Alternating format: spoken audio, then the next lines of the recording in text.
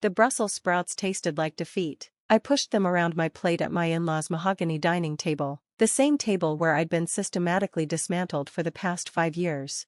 So, Marcus, my father-in-law, Richard Pemberton, began with that tone I'd learned to dread. Still working at that, what was it again? Community Center? Youth Development Center. I corrected quietly. I'm the program director now. Program director, he repeated, making it sound like janitor. And that pays adequately? My wife Sarah shifted uncomfortably beside me. She knew where this was going. We all did. I make enough, I said. Enough? My mother-in-law, Diane, laughed, that tinkling, condescending laugh that made my skin crawl. Sarah darling, you can't be serious about staying in that cramped apartment. A woman of your caliber deserves better. Mom, we're happy. Happy? Richard set down his wine glass with unnecessary force. Happiness doesn't pay for private schools, doesn't buy houses in proper neighborhoods, doesn't secure your future. We're not planning on kids yet, Sarah said, and we like our apartment. Like? Diane's perfectly penciled eyebrows rose. You like living paycheck to paycheck? You like driving a 10-year-old Honda when you could have a Mercedes? It's an 8-year-old Toyota, I muttered.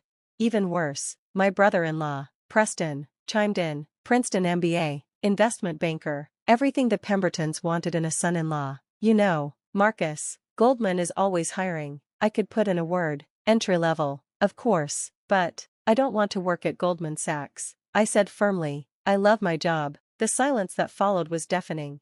Finally, Richard leaned back in his chair, studying me like I was a particularly disappointing quarterly report. A real man, he said slowly, would provide better for his family. A real man would have ambition, drive, the desire to give his wife the life she deserves. Richard, Sarah warned.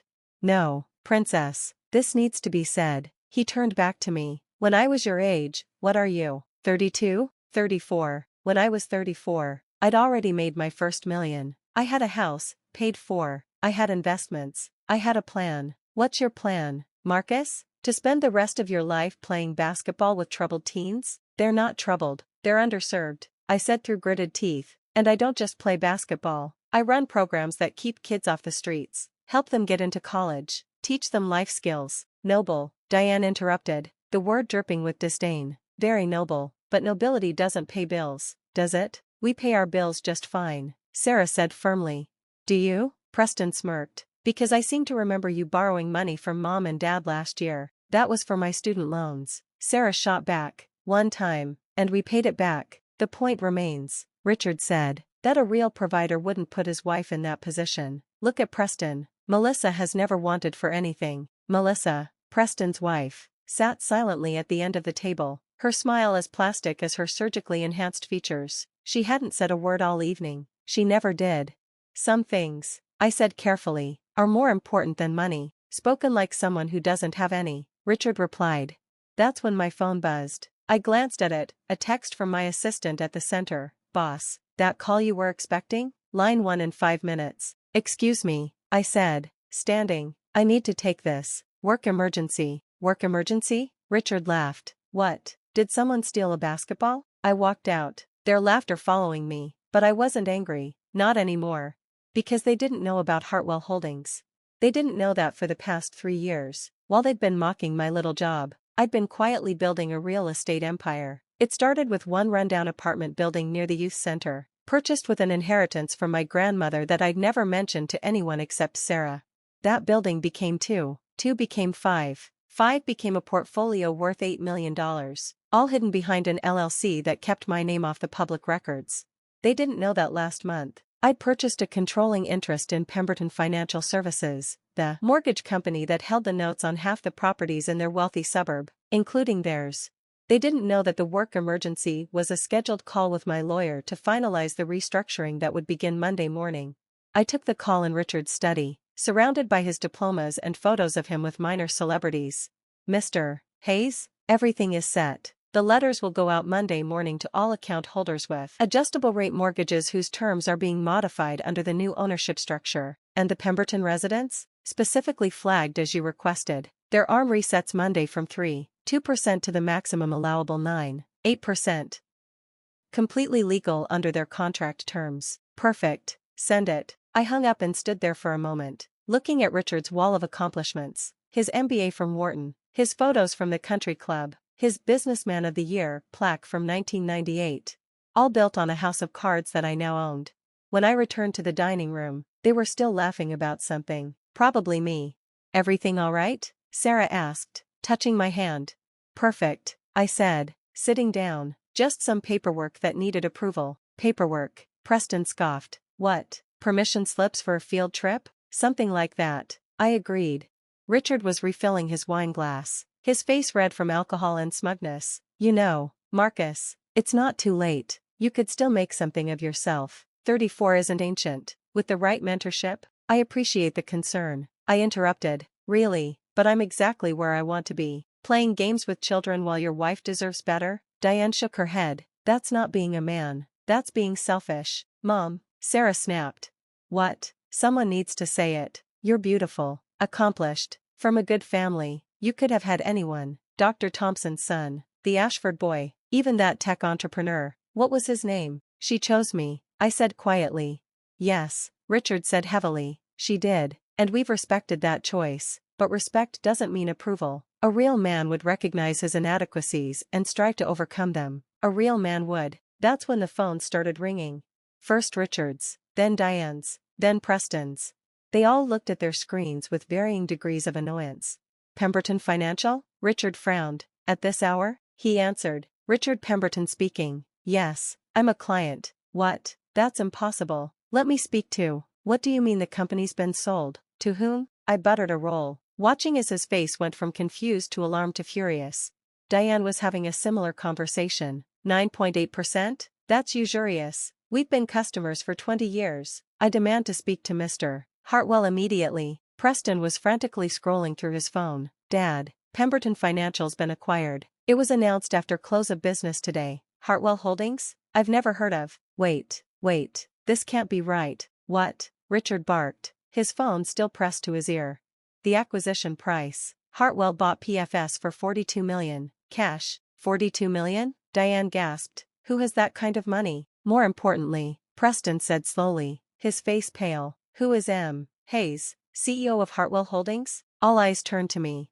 I took a sip of wine. "More Brussels sprouts. Anyone?" "You?" Richard's voice was barely a whisper. "That's impossible. You're nobody. You work at a community center. You drive a Toyota." "I do work at a community center," I agreed. "I also own 14 apartment complexes, 6 retail centers, and as of 5 p.m. today, Pemberton Financial Services. Oh, and I do drive a Toyota. It's paid for, unlike your Mercedes, which I believe has 3 years of payments left, at 6.9% interest, if I remember the file correctly." "This is a joke," Diane said faintly. "Some kind of trick." "No trick. Although I did find it interesting reviewing your mortgage application from last year. The one where you refinanced to pull out equity for Preston's wedding? TSK. Adjustable rate mortgages are so risky in this market. You can't do this," Richard sputtered. It's predatory. It's business," I finished. "Isn't that what you always say? Business isn't personal?" "Well, I'm restructuring the portfolio. All ARMs are being reset to their maximum allowable rates. It's all perfectly legal. You should have read the fine print." "We'll refinance with another company," Preston declared.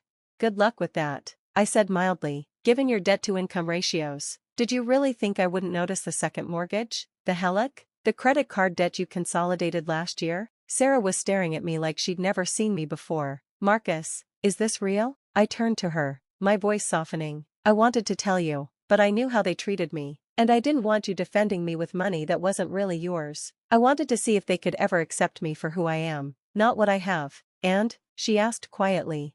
"And a real man, apparently, needs to provide better." I looked at Richard. "So I am. Starting Monday, you'll be paying an extra $3,200 a month on your mortgage. Preston, yours goes up $1,900. Mom and Dad, that condo in Florida you thought we didn't know about? Also mine now, also adjustable." "You're destroying us out of spite?" Diane whispered. "Destroying you?" I laughed. "I'm applying the same business principles you've worshipped your entire lives. Market rates, profit maximization. Isn't that what real men do?" "Marcus," Sarah said, and I could hear the warning in her voice. She knew me well enough to know I wasn't cruel. "Not really." I sighed. "Relax. I'm not going to bankrupt you, but you are going to learn what it feels like to struggle, to worry about bills, To understand that sometimes good people work hard and still barely make it. I stood up. Consider it an education in humanity. This is illegal, Preston said desperately. There are regulations, written by people like you to protect people like you. I agreed, but full of loopholes for people smart enough to find them. Funny thing about dismissing someone as nobody for 5 years, they have a lot of time to read contracts, study markets, plan. What do you want? Richard asked, his voice defeated. Money? An apology? I want you to understand, I said simply, that the measure of a man isn't his bank account. It's not his car or his house or his country club membership. It's how he treats people, how he loves his family, how he makes the world better. Pretty words, Diane spat. From someone holding our homes hostage. I prefer to think of it as aggressive negotiation. I pulled out a folder from my jacket. I'd been carrying it all evening. Waiting. Sign these. What are they? Richard asked suspiciously. New mortgage terms. Fixed rate. 3%. 30 years. They stared at the papers like they might bite. 3%? Preston calculated quickly. That's below market. That would save us about $200,000 over the life of the loan. I confirmed. Each. What's the catch? Richard demanded. The catch, I said, is that you'll volunteer at my youth center. All of you. Richard, you'll teach financial literacy. Diane, you'll run our job interview prep program. Preston, you'll mentor kids interested in business. You're blackmailing us into charity work? Diane gasped. I'm offering you below-market mortgage rates in exchange for community service. I corrected. 20 hours a month. For 5 years. Or you can keep your current terms and figure it out yourselves. This is insane, Preston muttered. This is opportunity, I countered. The same opportunity those kids at my little community center need. The chance to learn from successful people. To see that there's more to life than the streets. And if we refuse? Richard asked. Then you pay market rate like everyone else. Your choice. Free market, right? Sarah reached for my hand under the table, squeezed it. I could feel her pride, her amazement, her love. I need to discuss this with our lawyer, Richard said stiffly. Of course, you have 72 hours. After that, the offer expires and the new rates lock in. I stood, pulling Sarah up with me. Thanks for dinner. The Brussels sprouts were excellent. You planned this, Diane accused. All of it. 4 years. No, I said honestly. I planned to get rich quietly and never tell you. But then you had to keep pushing, keep insulting, keep telling me I wasn't man enough. I shrugged. Turns out, by your definition, I'm more man than all of you combined. Funny how that works. We headed for the door. Behind us, I could hear frantic whispers, the rustle of papers, the sound of Preston furiously texting, probably his lawyer.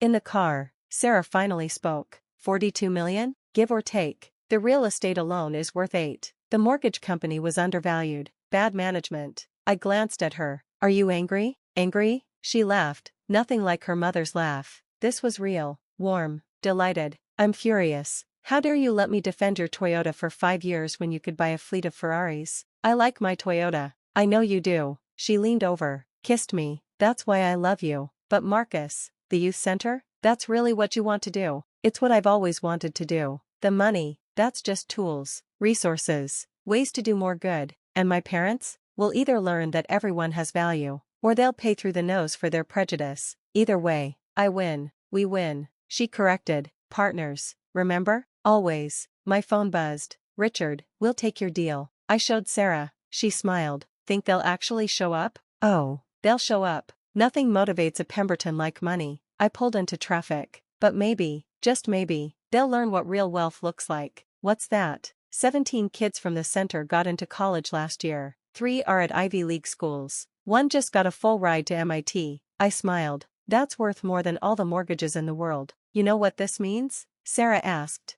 What? We're going to be really popular at next year's family dinner. Or really unpopular. Either way, she said. You're definitely man enough for me. Even with the Toyota? Especially with the Toyota. We drove home to our cramped apartment, the one her parents hated, the one we loved, the one we'd chosen together. Tomorrow, I'd go back to the youth center. Tomorrow, Richard Pemberton would learn what a day's honest work really looked like. But tonight? Tonight, I was just Marcus Hayes, community center director, Toyota driver, husband. And apparently, according to the Pemberton family's own metrics, the only real man at the table. Funny how a little restructuring can change perspectives. Funnier still how money only matters when you don't have it, or when someone else controls yours. Hey, Sarah said as we pulled into our building's garage. Next time they say you're not man enough, yeah? Remind them that a real man doesn't need to announce it. He just goes quietly about the business of building empires, and youth centers, and really, really good marriages, even in cramped apartments, especially in cramped apartments. Although, she grinned, maybe we could upgrade to a 2-bedroom? You know, since you own the building? I laughed. I own 3 buildings on this block. Actually, of course you do. She shook her head. My secret real estate mogul husband, who drives a 2016 Camry, 2015, I corrected. Even better. As we climbed the stairs to our 3rd-floor walk-up, in a building I'd bought 3 years ago but never moved out of because we genuinely loved our apartment, I thought about Richard's words. A real man would provide better. He was right. In a way. I did provide better. I provided love, support, partnership, purpose. And starting Monday, I'd provide him with a lesson in humility. At 9.8% interest,